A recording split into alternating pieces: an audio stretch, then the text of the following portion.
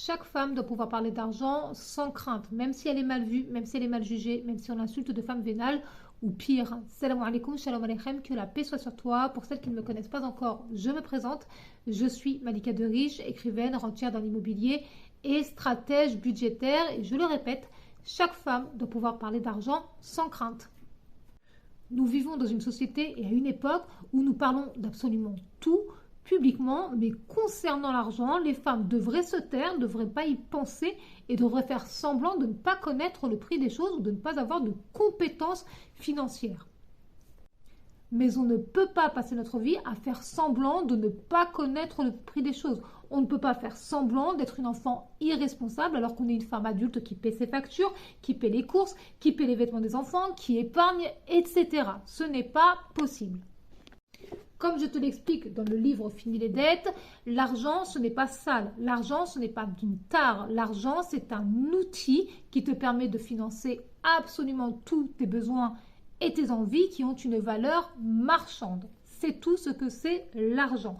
On ne peut pas se contenter de dire c'est cher ou c'est pas cher. Chaque chose a une valeur. Tu dois la connaître et tu as le droit de le dire précisément. Par exemple, tu peux dire précisément que le livre Fini les dettes coûte 39,50 €. Ça, c'est précis, c'est chiffré, c'est normal.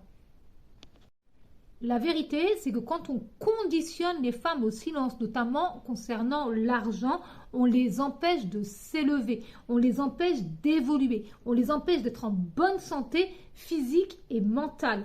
Parce qu'en réalité, quand tu ne parles pas d'argent, tu ne sais pas chiffrer tes besoins. Et quand tu ne sais pas combien coûtent tes besoins, eh bien, tu ne peux pas y subvenir. Et cette façon de penser, cette façon de faire, le fait de ne pas chiffrer tes besoins, en fait, ça va te laisser dans une forme de fantasme, de rêve qui va t'empêcher de passer à l'action. Ça t'empêche de te mettre aux commandes de ton argent. Et pire que tout, ça te fait croire que quelqu'un de plus intelligent que toi, quelqu'un qui saurait mieux que toi ce dont tu as besoin, doit s'occuper de ton argent et en parler à ta place. Mais en tant que femme adulte et responsable, tu dois mettre fin à ça. Tu dois parler d'argent, tu dois gérer ton argent et tu dois savoir faire fructifier ton argent.